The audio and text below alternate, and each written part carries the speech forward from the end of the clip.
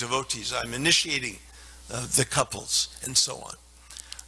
On the one hand, I think Prabhupada had, in the book that Tamal Krishna wrote for his dissertation that I finished for him and was published by Oxford University Press, there's this kind of tension that I think Tamal was dealing with, is, you know, the expectations of his godbrothers on the one hand, and on the other hand, the practical, you know, loving interaction between himself and his disciples.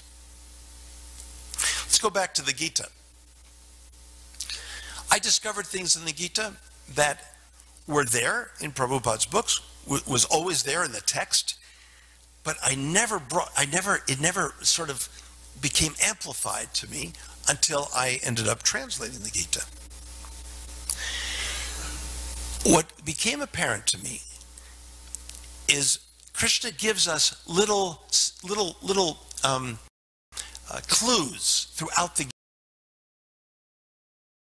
Gita that all of these things are accomplished. All of these complex practices and teachings that are given throughout the Gita. And no doubt the Gita is a complex text, very complex. But the last words that Krishna speaks in the Gita, chapter 18, verse 72, goes something like this. And it's in the form of a rhetorical question, which means this is an instruction. He asks Arjuna, have you heard this whole teaching with thought focused on the single highest point? Ekagra, eka agra, single, eka agra, summit, single highest point. When I read this, I said, so what is this single highest point? Then I also came to know of, Sanjaya's characterization of Krishna's whole teaching in verse 1875, where he characterizes it by saying, Guhyam Param Yogam, the supreme secret of yoga. Now, these are not just, flowery words to embellish, a philosophical teaching. These are words that are very deliberate. And certainly the rhetorical question that Arjuna received, have you heard this whole teaching, all that I've given you, with thought focused on the single highest point? I began wondering, well, have I missed something here? What would that single highest point be? And so, as I kept going through the Gita, I came across R.C. Zahner's translation and interpretation of the Gita, put up by Oxford University Press. He was an Oxford professor back in the mid-20th century, and he kind of poisoned the West about the Gita. He said that the 11th chapter was the climactic chapter, when Krishna is showing his Virata Rupa, and this is the great might and power of the divine. This is where the Gita really goes, and then things wind up gradually. What a silly and misleading interpretation. Who puts the climactic event of a story in the middle? I mean, really, who does that? You save the climactic event, right, toward the end. So, and in fact, I was once invited on a blog about the Bhagavad Gita. And I don't usually entertain these things, but I said, okay, well, for 1 week, I'll entertain any questions about the Gita. And the moderator of the Gita posed a question to me, because I said, ask me anything. Ask me anything. He said, well, it seems to me, Dr. Schweig, it seems to me that, the 11th chapter of the Gita is like the ultimate culminating event of the whole Gita, the whole message, and the 12th chapter sort of rounds and winds things up. And as far as I'm concerned, and I gasped when he said this, you can get rid of the other 6 chapters that follow. Yeah, exactly. Yeah. He was laughing like that, and I was gasping like this. Exactly. And so here I had to really understand, why was the Gita proceeding with 6 more chapters. Well, we all know, but the idea is that the 11th chapter, if you carefully read it, is anticlimactic. As you all know, Krishna says, I will show you my most precious form, which is the intimate form that's been before you the whole time. The Virata Rupa, yes, it's special vision and so on. I gave you special vision to be able to see it, but that's ultimately not the highest. What has been right in front of you this whole time is the most precious thing, which is really quite a message in and of itself. The climactic message of the Gita is in the 18th chapter, right where you would expect it. And I discovered that there is a great secret, a greater secret, and the greatest secret of all. These are Krishna's terms. And I discovered that the first 50 verses were the great secret and had to do with the outer world and acting according to one's dharma. Acting with heart in everything that you do in the world. Essentially, devotional service. But he moves toward the greater secret, which is to understand transcendence, the true nature of the self, and then the greatest secret of all, which goes beyond jnana, which goes beyond karma, and goes beyond bhakti, because it is a necessary precondition for bhakti to be there in the first place. He explains in 1864, Sarva guyatamam bhuya shrinu me paramang vachaha ishtosi me dhritam iti tato vachyami teyatam. He says, and by the way, I looked at every verse in the Gita. There is no verse in the Gita that is so emphatic, so insistent, so dramatic. And you know, with Sanskrit, we don't have, you know, uppercase letters, double strike, bold face, smiley faces. We don't have that. You know, we don't have the smiley faces. We don't have that in Sanskrit. If you're going to say it, you've got to say it. You've got to express it. And there's no verse that is so insistent and so powerful as this one verse. The greatest secret of all. So this is not just a superlative, it's a double superlative or a super superlative. The greatest secret of all greatest secrets. Sarva guyatamam. Shrinu, bhuya shrinu. Hear it once again. In other words, I've been saying this in little subtle ways throughout the whole Gita. So hear it once again, the second level of emphasis. And if that weren't enough, paramang vachaha, my supreme message. It's pretty insistent. Can you imagine getting a text from someone like that on your phone? I mean, this is pretty urgent. And if that weren't enough, he puts it in quotation marks. Quotation marks, and it's an iti clause. And he says, ishtosi me dhritam. He finally just comes out and says it. He says, you are so much loved by me.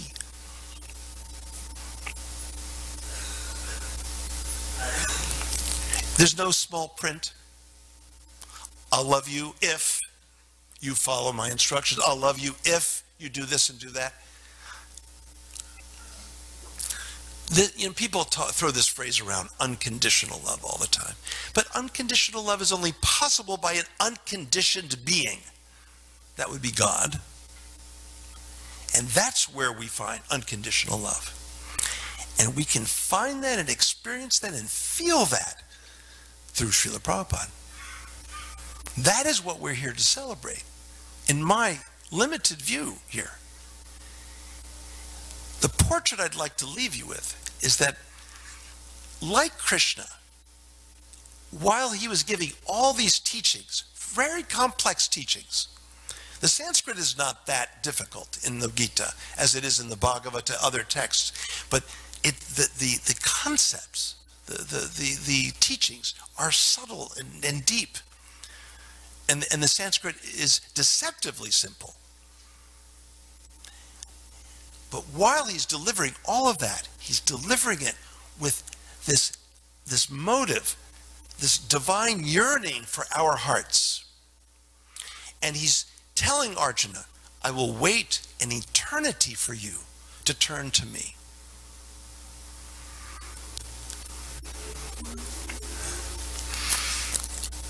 In my own, at least in my own experience, I think that's what I experienced from Prabhupada. he will wait until I get it together. He's there.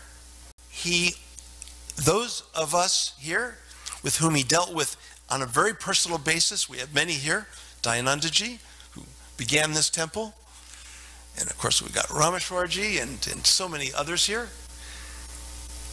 You can experience that, in those dealings, but you can experience it just on a daily basis in one's bhakti seva.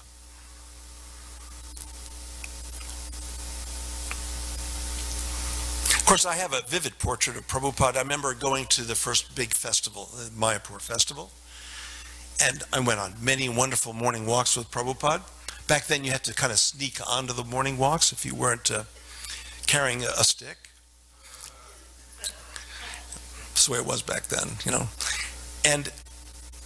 But then we all moved to Vrindavan, and the temple was only just a pile of brick columns. Prabhupada's quarters were finished. And I remember we went to Fogel Ashram, which is down the road toward town a little bit. There's some ashram. I don't know if it's still there. Is it still there? Yeah. So in the morning, it was very dark. Prabhupada would give class in the morning.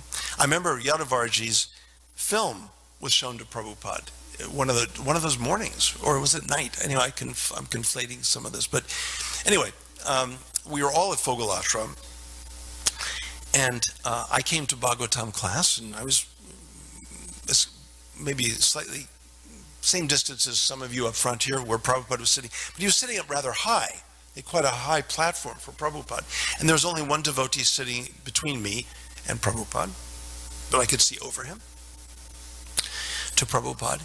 And then during the middle of class, Prabhupada looked over to Brahmananda and said, "What is he doing?" And Prabhupada was pointing to me. And I was kind of feeling a little self-conscious, as you can imagine, right in the middle of Bhagavatam class. And Prabhupada said, "He is sleeping." And I'm thinking, am I sleeping and I don't know it? Well, many of you don't know me that well, but I do that a lot. Walking, sitting, I'm sleeping. I could be sleeping right now, and you would not know it. So Prabhupada said to Brahmananda, he said, "Go over and tell him to go and sleep." So Brahmananda is walking over toward me. And if any of you have known Brahmananda, you don't want Brahmananda to walk over to you.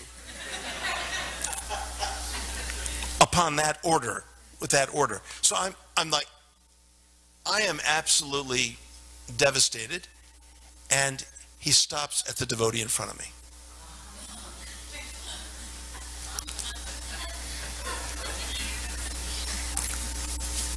Now, back in the early days, when we used to have Bhagavatam class, back in the early days, devotees were so stretched in services all over the place, right? I mean, it was not that uncommon for devotees to... In fact, one temple, a religious group, came up with the idea of a spray bottle. And we used to spray we used to either spray one another, or sometimes the brahmacharis were really intense. They would spray themselves, like over and over, and they'd be dripping. We had very dedicated brahmacharis back then. But it wasn't uncommon for devotees they were really exhausted. I mean, it wasn't because they were inattentive and not devoted. It was they were maybe too devoted in some sense. But, so, here I thought maybe I was nodding out and just didn't even know it, but I learned something from that.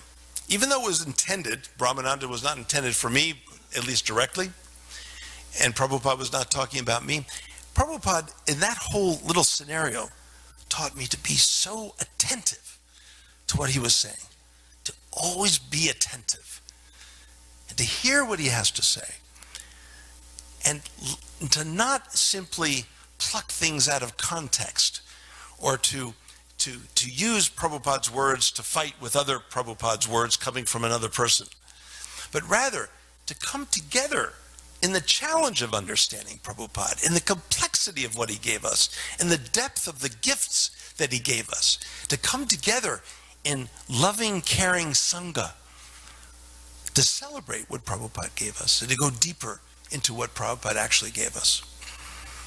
This is what I delight in doing every day. I have this incredible profession of going to work and teaching Bhagavad Gita. And they pay me for it. I mean, it's just quite amazing. I mean,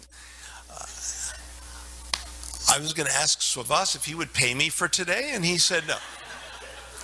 He said absolutely not. No, I just made that up because I just love Swavas so much that I just have to pick on him a little bit. But you know, it's just truly, and I'm not teaching that. I'm teaching yoga, the philosophy and practice of yoga. And I get to show them how the Yoga Sutra is actually secretly all about bhakti, but no one knows it.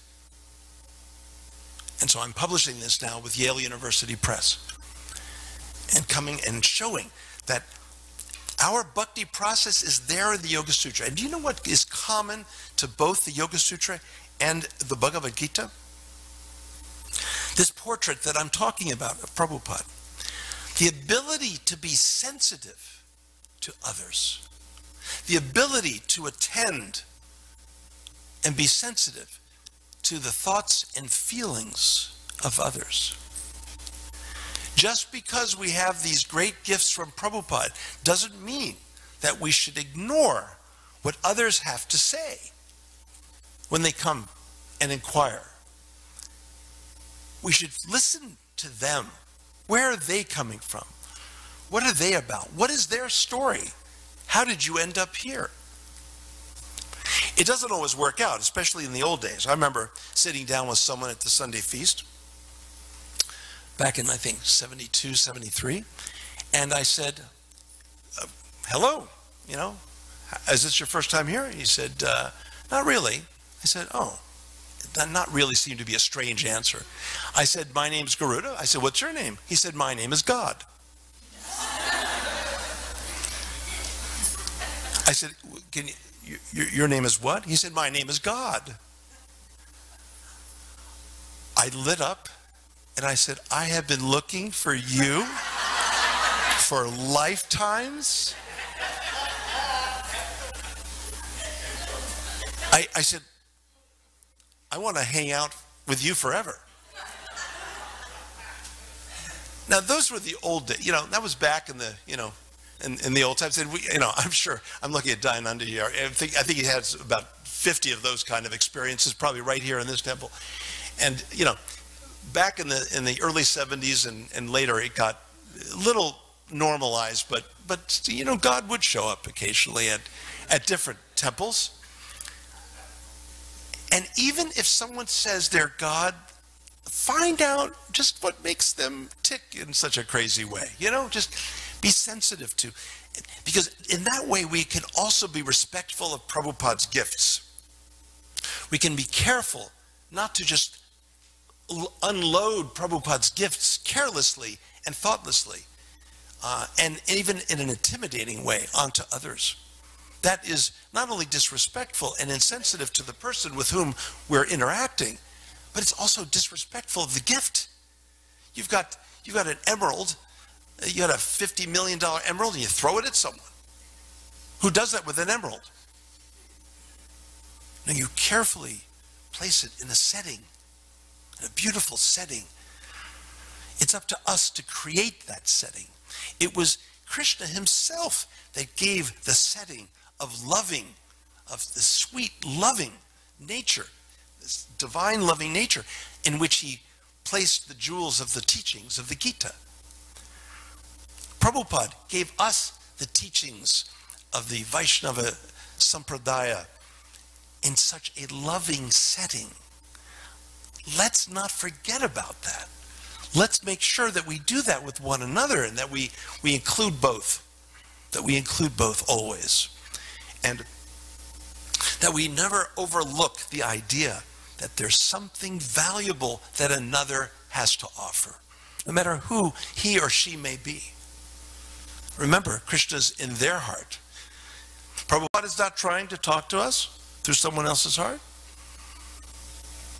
You think that Krishna's, I mean, even with God, when I met God, I mean, Krishna was, anyway, that gets theologically complicated. I don't know how to talk about Krishna and this person's God and so on. But anyway, the point is that even with him, find out what's really in his heart.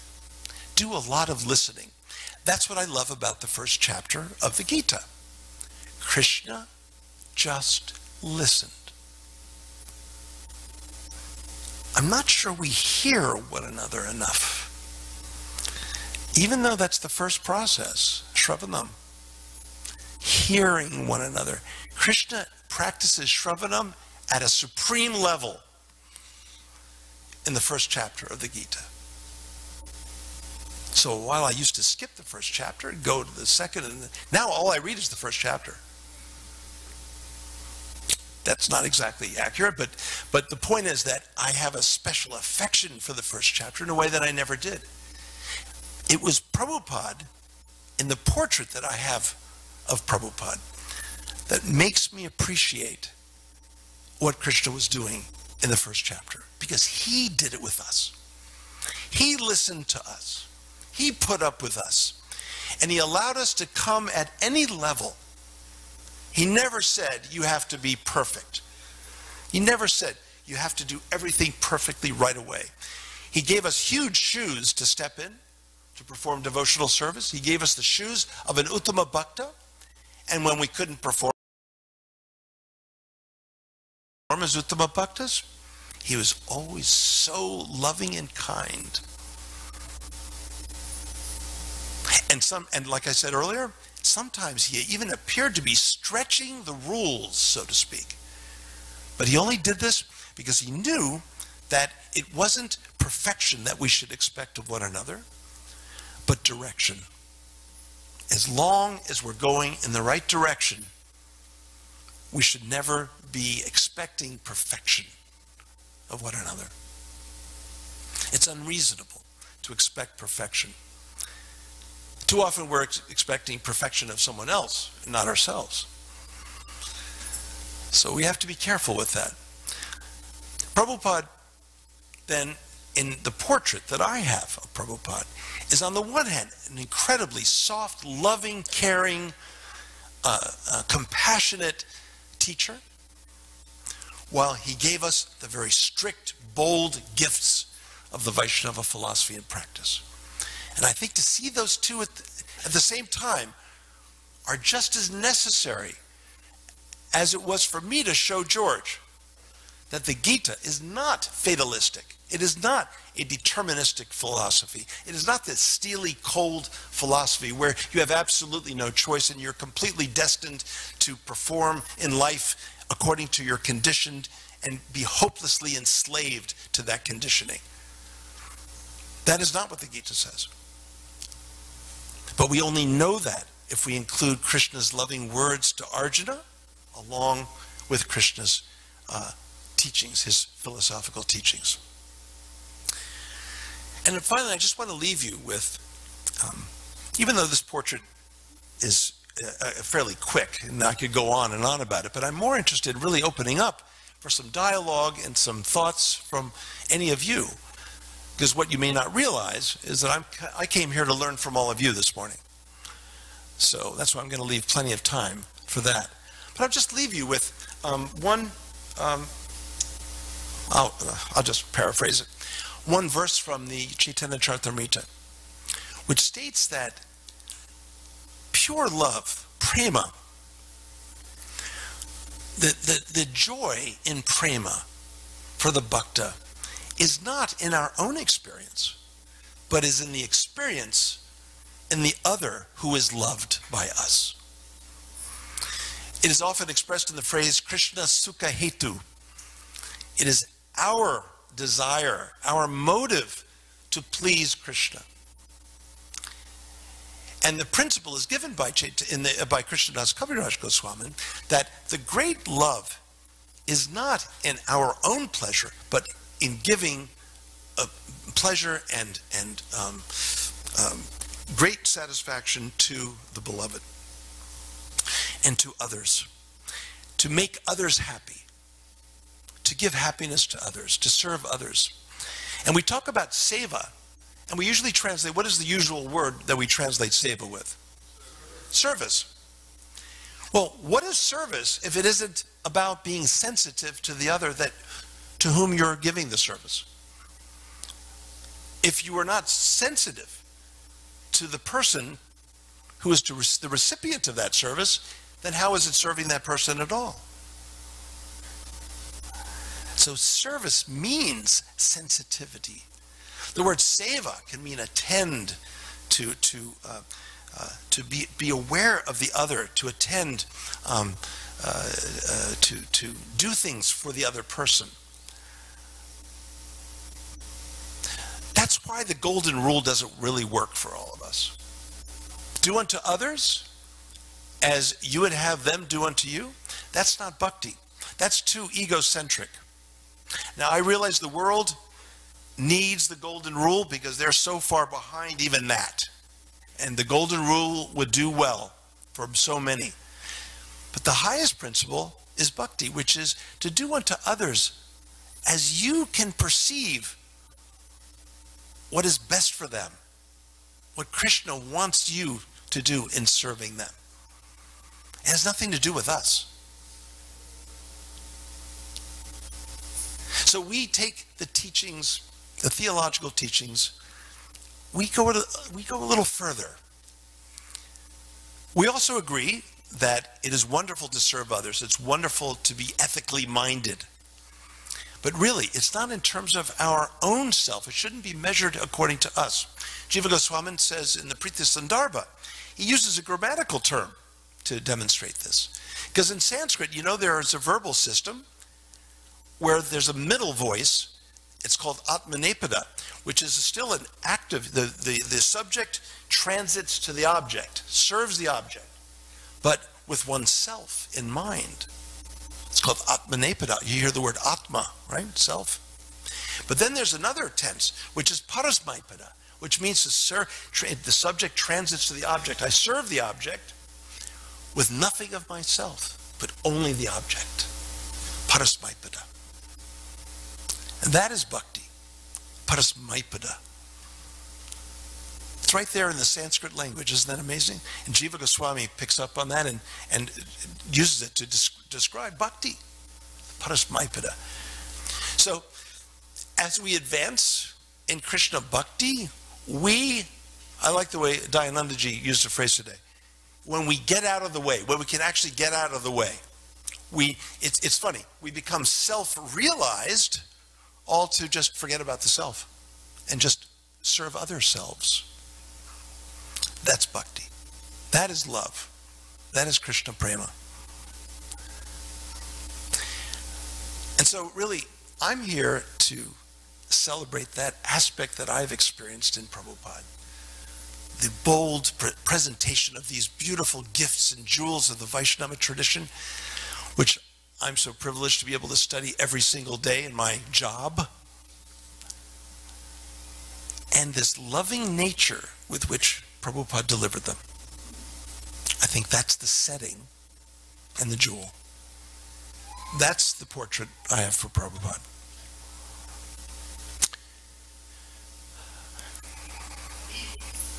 Who said that? Okay. So I'm just really, you know, my organizers tell me, we got a good half hour, Mr. Anandaji, right? And really, any thoughts that I would love to hear from any of you. And in fact, I see Mr. Anandaji with a microphone.